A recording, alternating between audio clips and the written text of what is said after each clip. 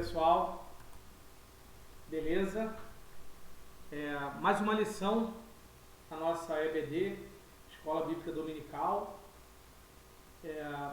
Vamos falar hoje sobre oração. Hoje vamos falar sobre o adolescente que ora. E nada melhor do que começar orando, né? Vamos começar orando. Ok? Deus, em nome de Jesus, através do poder do Teu nome e do Teu sangue, nós nos colocamos diante do Senhor e nós oramos a Ti, pedindo que o Senhor nos traga revelação, nos traga entendimento, que essa lição seja para a honra e glória do Teu nome, que o Senhor possa, Senhor, tocar em lugares que nós não podemos, porque só o Senhor pode. Nós declaramos que só o Senhor pode. Deus, abençoa, Senhor, aquele que fala e aquele que ouve, para que o Teu nome seja glorificado. Em nome de Jesus. Amém. Amém, irmãos? E a nossa lição segue hoje através do título O Adolescente que Ora, né? Através da oração. E nesse primeiro momento, nós temos a referência do texto bíblico. O texto bíblico é Lucas 11, de 1 a 4, e também o texto 2, Mateus 6, de 5 a 13. Convido a quem estiver com a sua Bíblia, com o seu tablet, a ler o texto. Tá ok? Vamos ler o texto? Vou ler o texto. Certo dia, Jesus estava orando em determinado lugar.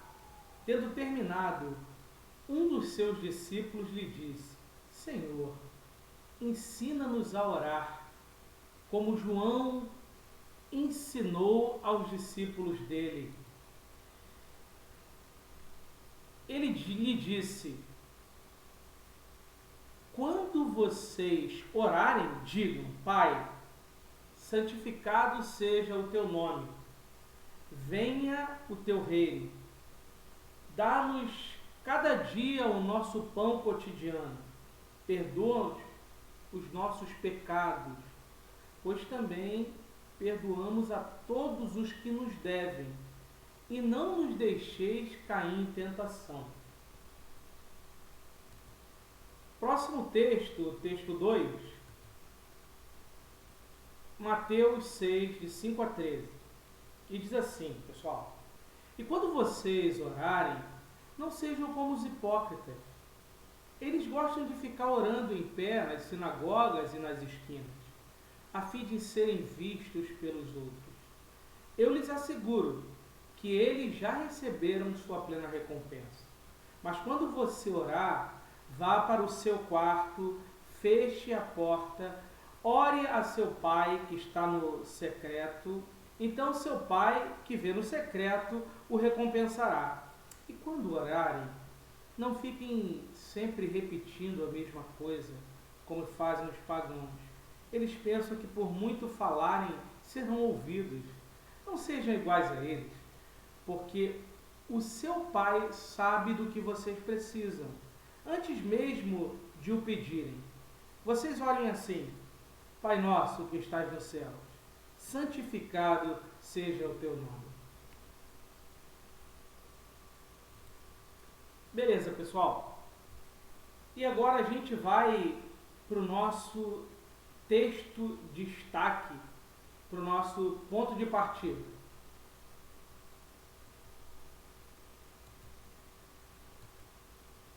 Texto de destaque. Num daqueles dias, Jesus saiu para o monte a fim de orar, e passou a noite orando a Deus. Lucas 6, 12. Irmãos, nós sabemos da importância de orar, e esse é um tema que deveria ser mais prático do que teórico, na verdade, mas nós conseguimos entender algumas coisas. Nós, na aula passada, falamos de algo maior que é o discípulo. Falamos do discípulo.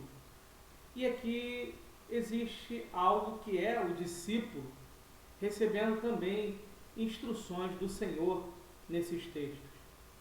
E aí, todos os que querem seguir o Senhor, sabem que a oração é uma parte totalmente essencial. A oração, ela é essencial. E a oração devia vir à nossa boca, queridos, como uma expressão já de fé. Mas parece difícil isso acontecer, meio que ineficaz. O cenário aqui do texto é o seguinte: Jesus está caminhando com os discípulos em Jerusalém, e à medida que ele caminha, ele ensina e chama os discípulos para um compromisso. E os discípulos, eles andavam com Jesus, eles comiam com Jesus, eles tinham todo um relacionamento íntimo com o Senhor, e eles observaram frequentemente que Jesus ele procurava um lugar deserto para que ele orasse ao Pai. E aí o que acontece é que, num desses momentos, eles pediram a Jesus que os ensinassem a orar.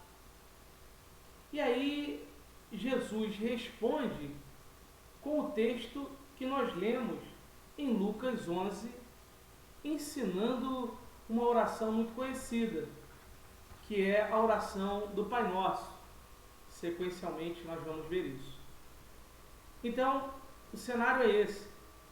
É nesse ínterim de ensino aos discípulos que eles pedem, vendo que o Senhor orava, vendo que o Senhor praticava a oração para que pudesse falar com o Pai. E logo depois, nós vamos perceber que nós falamos que Jesus passou uma noite inteira orando. É difícil a gente orar por poucos minutos, né? Imagine orar por uma noite inteira. Mas Jesus fazia isso. E eu queria agora tentar falar sobre o que é oração, sobre a definição de oração, tentar explanar isso de uma maneira que a gente possa entender didaticamente, sistematicamente. Então, você sabia? É o nosso você sabia. Acho engraçado essa lupa. Mas você sabia? E aí, no dicionário da língua portuguesa, você tem a definição do que é oração. E a definição do que é oração no dicionário da língua portuguesa é que oração é um conjunto de palavras que expressam um pensamento completo. Quer dizer, um conjunto de palavras que expressam um pensamento completo.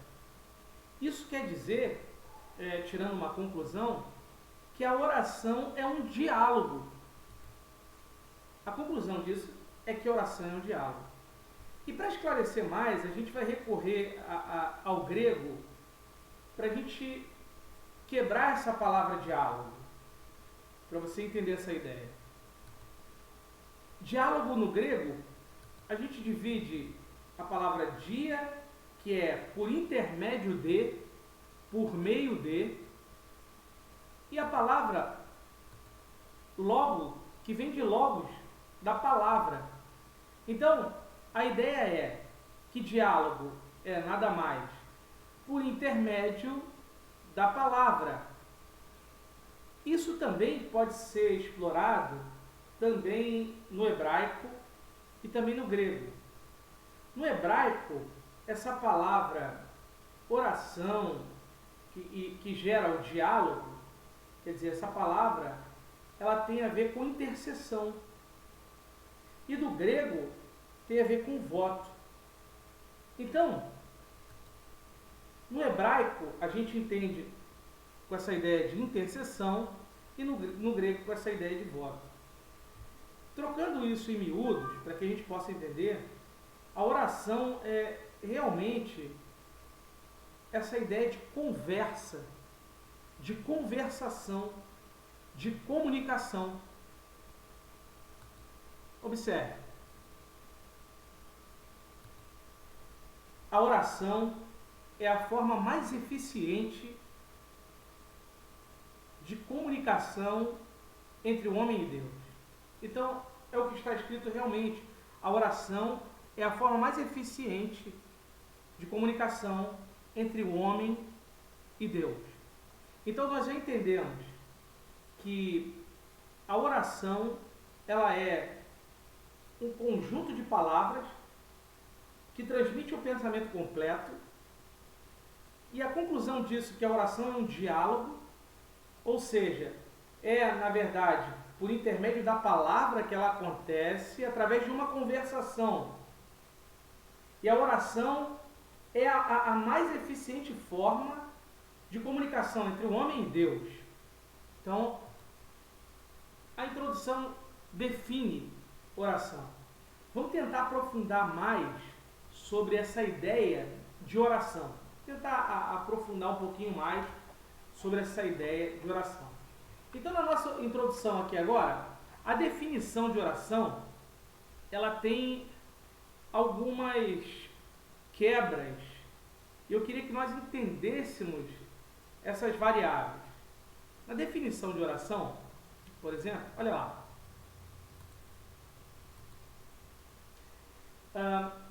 Nós temos aqui, primeiro ponto, oração é um ato de dependência daquele que ora com relação ao Deus único e verdadeiro. O que quer dizer isso? Um ato de dependência, como nós sabemos, dependência, é quando nós reconhecemos que Deus tem capacidade de realizar todas as coisas. E nada é impossível para Deus.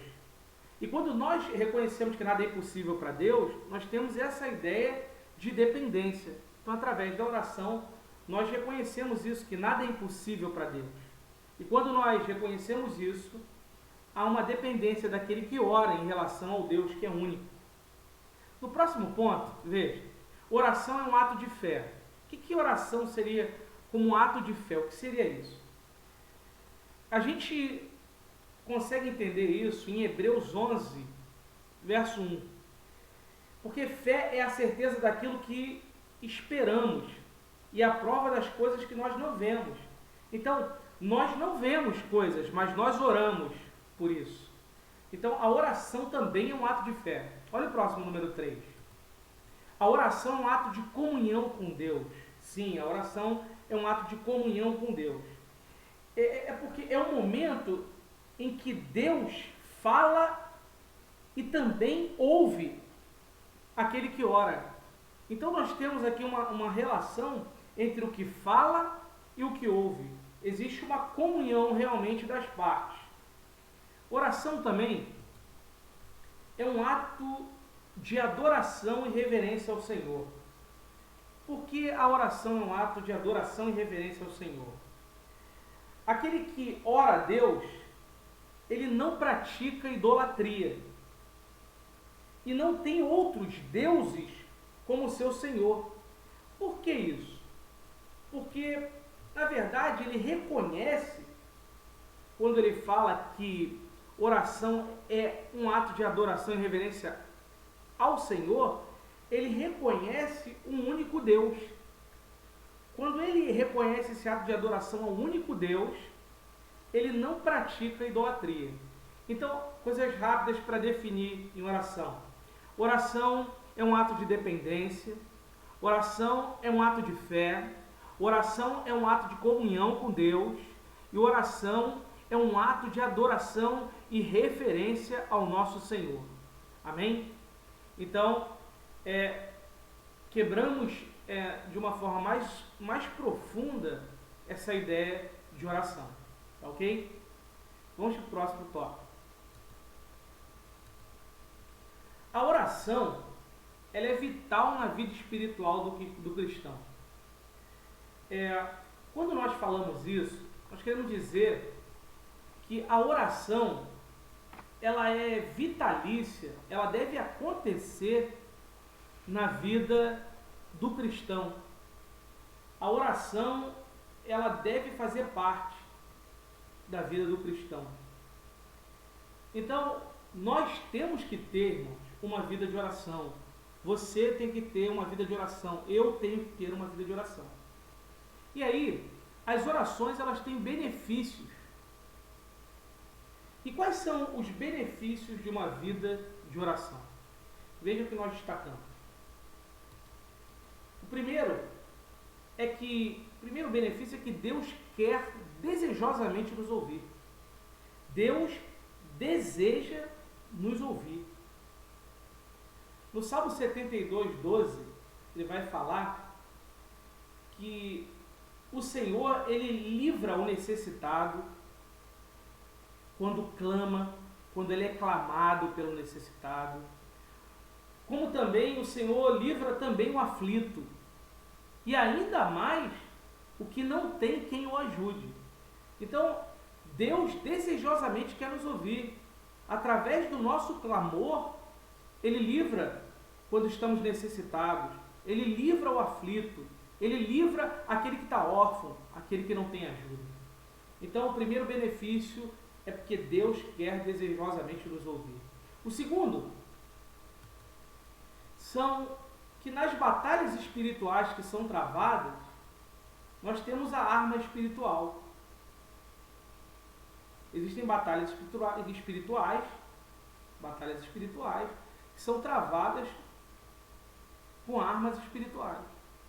E aí, muito interessante, quando nós falamos isso, que o apóstolo Paulo, ele nos afirma que nós temos que aniquilar as intenções do maligno, destronar as intenções do maligno como armas espirituais. Então, é importante a gente citar aqui Efésios 6,10, que é o texto da armadura de Deus, que nós nos revestimos da armadura de Deus, né, através das práticas de oração, da prática de súplica, para que a gente possa resistir às ciladas do diabo. Então, 2 pontos de uma vida de quem ora. Deus deseja nos ouvir, meu irmão. E as batalhas são vencidas com armas espirituais. E aí a gente lembra de Efésios 6,10, da armadura de Deus, para a gente combater através de orações e súplicas as forças espirituais malignas. Amém? Tenha uma vida de oração. Nós precisamos ter uma vida de oração, irmãos. Vamos para o próximo ponto. Observe bem. É na oração dirigida pelo Espírito Santo que Deus nos socorre. É uma pergunta assim, é muito comum, mas você já foi socorrido por Deus? Deus já te socorreu? Né? O texto de Romanos 8, 26 ao verso 27 diz que o Espírito nos ajuda em nossas fraquezas. O Espírito Santo de Deus, ele nos ajuda mesmo em nossas fraquezas. Ele diz que nós não sabemos pedir como convém. Então, nós precisamos de ajuda. Com a nossa natureza humana, nós não sabemos pedir. E o Espírito Santo, ele intercede com gemidos inexprimíveis em nós. Então, é na oração dirigida pelo Espírito Santo que Deus nos socorre, porque nós somos fracos. E o Senhor nos acode, o Senhor nos socorre. Irmãos, próximo ponto vai dizer a oração e a vontade de Deus. E no texto diz assim: as nossas orações devem ser realizadas providas de características e se alinhem à vontade do Senhor. E aí a gente vai falar algumas coisas sobre isso. Eu não sei você, mas quantas vezes a gente ora e a gente quer coisas porque quer. E nós pedimos ao Senhor, pedimos, imploramos. E nem sempre essas coisas que nós pedimos, elas estão alinhadas com a vontade do Senhor. E isso é um problema, porque às vezes nós fazemos até uma oração de tolos, uma oração sem significado. E para que a gente possa dar significado à nossa oração, nós precisamos alinhar a nossa oração com a vontade de Deus. E observe bem algumas características. Nós precisamos, antes de orar, conhecer a Deus. Olha que coisa forte. Para que você possa orar, antes você precisa conhecer a Deus. E conhecer a Deus é conhecer a palavra. É conhecer a palavra do Senhor. Se você observar, nós vamos ter dois tipos de vontades na Bíblia. Existe a vontade universal de Deus para com o homem, é a vontade maior, macro, e existe uma vontade do Senhor para cada um de nós. E se nós conhecermos isso através da palavra, nós vamos alinhar nossos pedidos com o Senhor e não seremos frustrados. Segundo ponto, quando temos uma íntima comunhão com Deus, nós nos alinhamos à vontade dele. O que seria isso? Quando nós estamos nos consagrando ao Senhor, nos santificando, conhecendo a vontade de Deus, através da sua palavra, a gente não vai mais fazer oração desalinhada com o Senhor, com os nossos próprios desejos egoísticos, mas a gente vai desejar aquilo que Deus nos mostra, aquilo que Deus tem para nós. Em Tiago 4,3 diz que nós somos maus pedidores, nós pedimos mal, irmãos. Então, para que a nossa oração não seja frustrada, para que você tenha uma oração atendida, nós precisamos conhecer a Deus, nós precisamos ter uma íntima comunhão com o Senhor, e aí sim nós vamos alinhar a nossa vontade à vontade de Deus. Amém, irmãos? Nós temos que alinhar a nossa vontade com a vontade do Senhor. Próximo ponto, eu queria falar sobre a oração do Pai Nosso. É uma oração muito conhecida. Se você pedir qualquer pessoa ora a oração do Pai Nosso, ela sabe orar. Mas será que nós paramos realmente para saber o que a oração do Pai Nosso está realmente falando? Eu vou jogar na tela para a gente poder entender a oração do Pai Nosso. E quando você pegar a sua Bíblia e ler a oração do Pai Nosso, você entender cada ponto e poder trabalhar com esses pontos para a sua vida. Veja bem.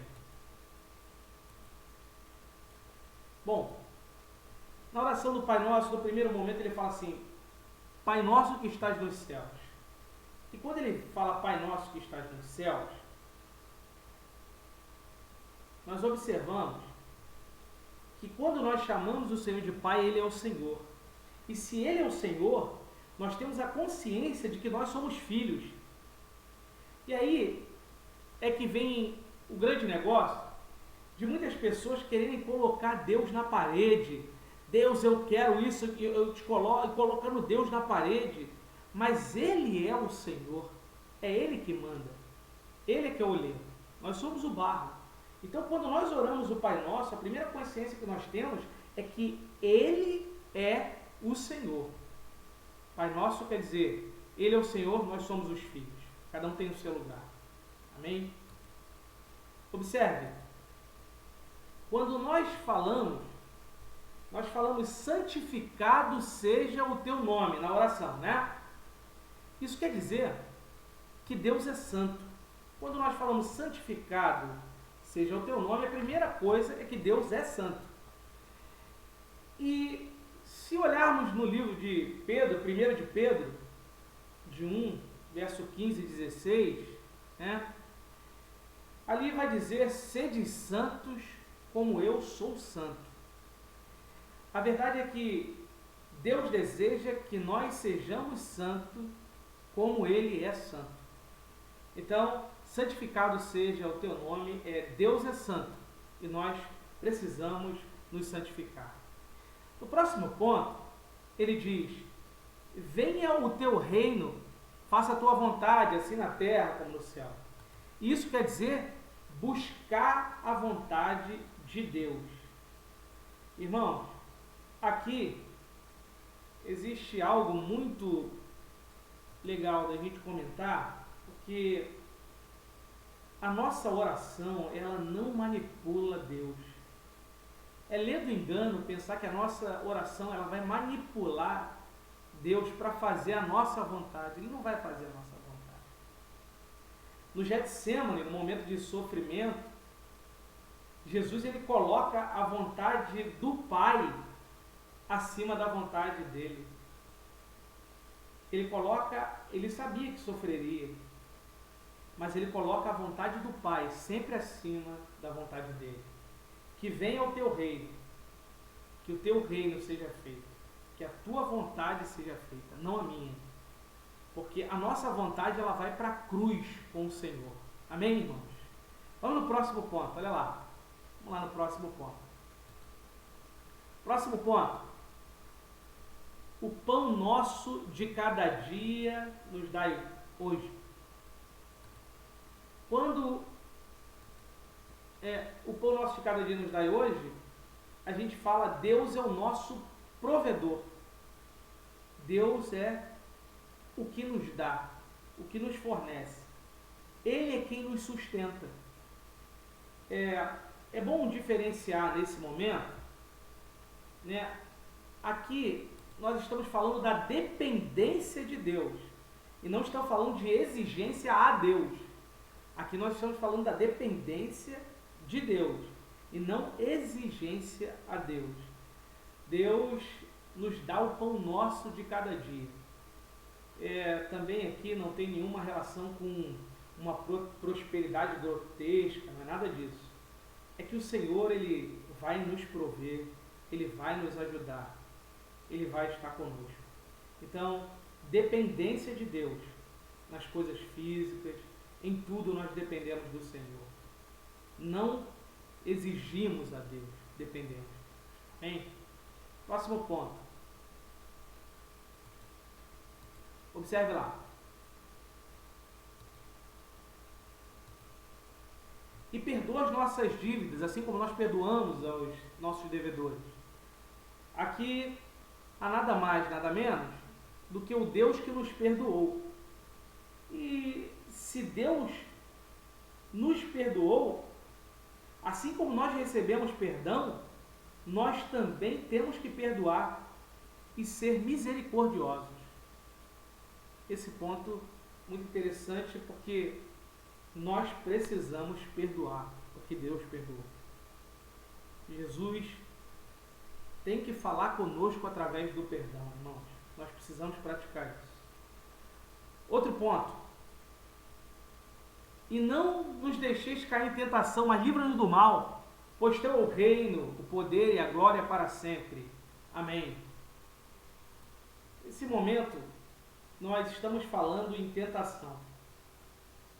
E nós sabemos que existem tentações, são N tentações, mas antes de nós pecarmos, temos que pedir a Deus que nos livre das tentações. Porque nos livrando das tentações, nós teremos tempo de refletir para não pecar. Que Deus possa nos falar desses itens da nossa vida, no nosso dia a dia. Então, quando nós falamos não deixeis cair em tentação, Deus nos livra do pecado. A oração do Pai Nosso é uma oração muito forte, é uma oração forte no sentido de nos trazer conhecimento, forte no sentido de nos elucidar de como orar, de um modelo perfeito, de um modelo do Pai. Então, nós precisamos refletir sobre a oração do Pai Nosso. Vamos que vamos seguir. Próximo item, já está acabando. Você sabia? Pouco é registrado das palavras específicas com que Jesus orou. Podemos aprender muito simplesmente observando quando, onde e por que Jesus orou. Quer dizer, as orações que são registradas são as orações que o Senhor permitiu que fossem registradas. Muitas coisas que Jesus falou com o Pai, nós não sabemos, mas nós sabemos o que Deus nos permitiu saber. E aí, eu queria falar sobre aprendendo com Jesus. E aí, primeiro ponto, quando Jesus orou? Né? Resposta: ele orou em horas de grandes provações. Um exemplo disso é no Getsêmani. Poucas horas antes da sua morte, ele ora ao Pai. E ali, nessa hora de grande provação, Jesus orou. Segundo, ele orou em momentos antes de grandes decisões. Ele orou em momentos de tomar decisões. E aí, nós temos como exemplo aqui, em Lucas 6, no verso 12 ao 16, Jesus ele passa a noite orando, que é o nosso texto de destaque, para que o Pai lhe desse homens. Ele passa uma noite orando, e o Senhor revela a ele homens, 12 homens, que se chamam apóstolos ou discípulos. Então, nesse momento de grande decisão, para escolher, para selecionar esses homens, o Senhor ora. E ele tem essa resposta. Outro ponto. Ele orou também antes de grandes obras. A gente tem um exemplo muito grande aqui, que é o exemplo de Lázaro, né? Antes de Jesus ressuscitar Lázaro dentre os mortos, ele orou ao Pai. E você observa isso em João 11, verso 41 ao 43. Em ato contínuo, quando tira a pedra, Jesus ora ao Pai. E ali Lázaro ressuscita, Lázaro vem para fora. Então ele também orou antes de grandes obras. Observe bem essas palavras, irmãos. Ele orou quando sua obra terminou. Quando a obra dele termina aqui na terra, ele também orou ao Pai. E você vê isso em João 17, verso 4, quando ele diz: eu te glorificarei na terra, tendo consumado a obra que me deste a fazer. A obra que o Senhor Deus me deu a fazer está cumprida. E ele também orou. Então, chaves aqui, quando Jesus orou em grandes provações, antes de grandes decisões, antes de grandes obras, quando sua obra terminou. Olha que exemplo maravilhoso. Vamos para o próximo. Está acabando, hein? Onde Jesus orou? Agora o local, né? Onde Jesus orou. Ele frequentemente subiu a montes ou saiu por um jardim e tipicamente escolheu a noite ou o amanhecer, quando haveria menos distração com o mundo apressado. Jesus ele escolhia lugares para orar, lugares que estivessem tranquilos. E a oração de Jesus ou lugar nunca foi um limite. nunca houve um limite de tempo e espaço em si. Mas Jesus, ele se retirava para um lugar tranquilo para orar. Aí montes, jardins, e aí escolhia a noite ou o amanhecer no lugar onde tinha silêncio. Ele sempre procurava estar a sós com o Pai. Amém. Então, o lugar onde Jesus orava eram nesses lugares justamente para que estivesse mais tranquilo. Vamos lá. Está acabando, hein? Por que Jesus orou? Poxa, que legal. Por quê? Qual o motivo? Né? E aí, a maior razão pela qual Jesus orou foi porque Jesus valorizava a sua comunhão com o Pai. Como alguém que entendia melhor do que qualquer outro homem, jamais entendeu, que o privilégio de andar com Deus, Jesus, ele queria manter essa íntima relação com o Pai. Aqui, Jesus orava porque queria manter um relacionamento profundo, uma comunhão com o Pai. Ele orava também por causa de tentações, por causa de provações, por causa de tristezas, por causa de momentos decisivos. A gente sabe, ele orava sim, mas o fato maior por que Jesus orava é para que ele tivesse comunhão com o Pai. Ele entendia o privilégio de andar com Deus. Ele muitas vezes deixava a multidão, frequentemente ele fazia isso, e escolhia a companhia de Deus. Muitas vezes nós temos que fazer isso. Deixar a multidão e ficar a sós com o Senhor. E a maior razão, lembre-se, por que Jesus orava era para manter a comunhão, o relacionamento com o Pai. Amém. Conclusão. O cristão deve se tornar uma verdadeira e viva oração, pois esta não se resume nas preces feitas, mas deve envolver todos os gestos e ações de seu cotidiano. E assim deve ser. Nós devemos ser verdadeiras orações que o povo deve ler. Nós devemos estar cheios do Senhor. Nós devemos ser orações ambulantes. Nós devemos ter o nosso coração orante em oração. Nós temos que ser, como a lição diz, verdadeira e viva oração. Sinta a responsabilidade de orar, de estar em oração, de viver uma vida de oração.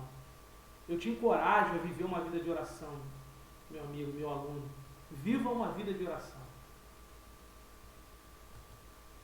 Obrigado, curta e compartilhe. Ore, a última frase, ore, não até Deus te ouvir, mas até você ouvir Deus. Que Deus abençoe e até o próximo encontro, se Deus quiser.